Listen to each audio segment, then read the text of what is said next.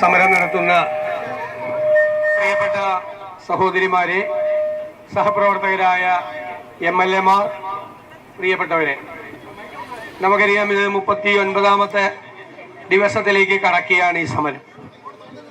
കേരളത്തിൽ ഞാൻ നേരത്തെ പറഞ്ഞതുപോലെ നമ്മുടെ സ്ത്രീ ശക്തി ഉയർത്തിക്കൊണ്ട് ന്യായമായ ആവശ്യങ്ങൾക്ക് വേണ്ടി നമ്മുടെ ആശാ വർക്കർമാർ സെക്രട്ടേറിയറ്റിന്റെ മുന്നിൽ സമരം നടത്തുന്നത്. ഈ സമരത്തിന് ഐക്യ ജനാധിപത്യ മുന്നണി, കേരളത്തിലെ പ്രതിപക്ഷം പൂർണ്ണമായ പിന്തുണയാണ് വാഗ്ദാനം ചെയ്തിട്ടുള്ളത്.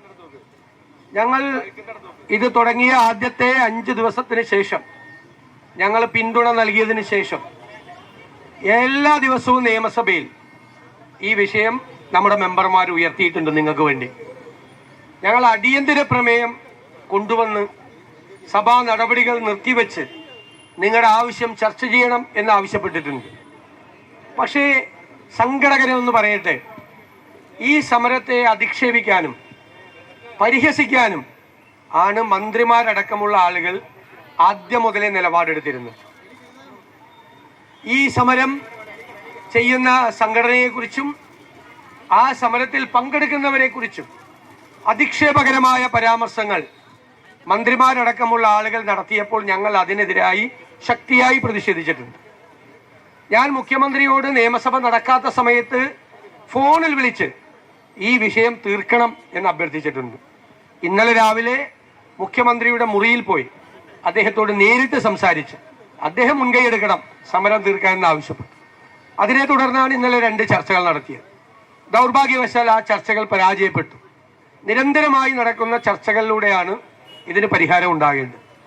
അപ്പൊ തീർച്ചയായും ഞങ്ങൾ വീണ്ടും ആവശ്യപ്പെടുന്നു, മുഖ്യമന്ത്രിയുടെ നേതൃത്വത്തിൽ തന്നെ മുൻകൈയെടുത്ത് ഈ പ്രശ്നത്തിന് പരിഹാരം ഉണ്ടാക്കാൻ വേണ്ടി ശ്രമിക്കണം.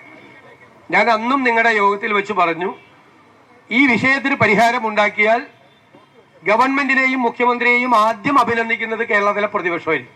ഞങ്ങൾക്ക് ഇതിൽ രാഷ്ട്രീയമില്ല, നിങ്ങളുടെ ആവശ്യമാണ്. ഈ ആവശ്യം നിങ്ങൾ എന്തെല്ലാം ജോലിയാണ് ചെയ്തുകൊണ്ടിരിക്കുന്നത്, നിങ്ങളുടെ ജോലി ഭാരം എന്താണ്, അതിന് തത്തുല്യമായ തരത്തിലുള്ള നീതിപൂർവമായ ഒരു വേതനം നിങ്ങൾക്കുണ്ടാകണം, റിട്ടയർമെന്റ് ബെനിഫിറ്റുകൾ ഉണ്ടാകണം തുടങ്ങിയ കാര്യങ്ങളെല്ലാം ഫലപ്രദമായി ഞങ്ങൾ അവതരിപ്പിച്ചിട്ടുണ്ട്. തുടർച്ചയായി നിങ്ങളെ മന്ത്രിമാരടക്കമുള്ള ആളുകൾ പരിഹസിക്കാൻ തുടങ്ങിയപ്പോഴാണ് ഇന്ന് ഈ സമരത്തിൽ ഒരു സുപ്രധാന ദിവസം കൂടിയാണ്, ഒരു വഴിത്തിരിവാണ് ഇന്ന് ഈ സമരത്തിൽ. ഇന്ന് 3 സഹോദരിമാർ നിങ്ങൾ അനിശ്ചിതകാല നിരാഹാര സത്യാഗ്രഹം നടത്തിയാണ്. ഈ കൊടും ചൂടിൽ, ചിലപ്പോൾ രാത്രി ഉണ്ടാകുന്ന പേമാരിയിലും നിങ്ങൾ ഈ സെക്രട്ടേറിയറ്റിന്റെ മുന്നിൽ മഴയത്തും വെയിലത്തിരിക്കുകയാണ്. അപ്പൊ എന്നിട്ട് നിങ്ങളെ പരിഹസിക്കുക കൂടി ചെയ്തപ്പോഴാണ് ഞങ്ങൾ മന്ത്രിമാരുടെ മറുപടികൾ ബഹിഷ്കരിച്ച് ഞങ്ങൾ അവിടെ നിന്ന് നിങ്ങളെ അഭിവാദ്യം ചെയ്യാൻ, അനിശ്ചിതകാല നിരാഹാരം കിടക്കുന്ന പ്രിയപ്പെട്ട സഹോദരിമാരെ അഭിവാദ്യം ചെയ്യാൻ ഞങ്ങൾ ഇവിടെ എത്തിയത്. ഞങ്ങൾക്ക് ഒന്നേ പറയാനുള്ളൂ, കൂടെ ഉണ്ടാകും. ഇതിന് ന്യായമായ പരിഹാരം ഉണ്ടാകുന്നത് വരെ നിങ്ങളുടെ കൂടെ ഉണ്ടാകും.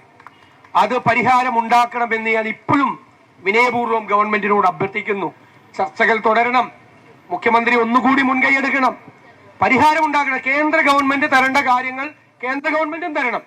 അവർ ഇൻസെന്റീവ് വർദ്ധിപ്പിക്കാം എന്ന് പറഞ്ഞിട്ടുണ്ട്. എത്ര വർദ്ധിപ്പിക്കുമെന്നോ, എന്ന് വർദ്ധിപ്പിക്കുമെന്നോ, എങ്ങനെ വർദ്ധിപ്പിക്കുമെന്നോ അവരും പറഞ്ഞിട്ടില്ല. നിങ്ങൾക്കറിയാം, ഞങ്ങൾ പ്രതിപക്ഷ MLA-മാർ നിയമസഭയിൽ നിങ്ങൾക്ക് വേണ്ടി പോരാടുമ്പോൾ, പുറത്ത് നിങ്ങൾക്ക് വേണ്ടി പോരാടുമ്പോൾ, നമ്മുടെ പ്രിയപ്പെട്ട UDF MP-മാർ പാർലമെന്റിനകത്തും പാർലമെന്റിന് പുറത്തും നിങ്ങൾക്ക് വേണ്ടി പോരാട്ടം നടത്തുന്നുണ്ട് എന്ന് ഞാൻ സന്തോഷപൂർവ്വം അറിയിക്കുന്നു. അവര് നടത്തിയ പോരാട്ടത്തിന്റെ ഫലമായിട്ടാണ് കേന്ദ്ര ആരോഗ്യമന്ത്രി പാർലമെന്റിൽ കേന്ദ്ര ഇൻസെന്റീവ് വർദ്ധിപ്പിക്കും എന്നുള്ളൊരു തീരുമാനം പ്രഖ്യാപിച്ചിട്ടുള്ളത്.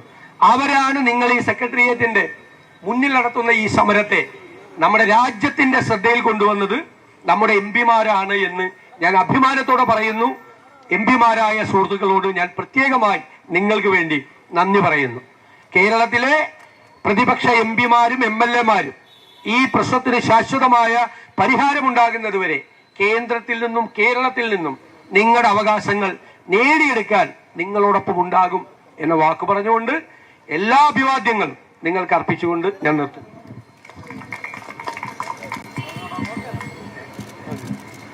അഭിവാദ്യങ്ങൾ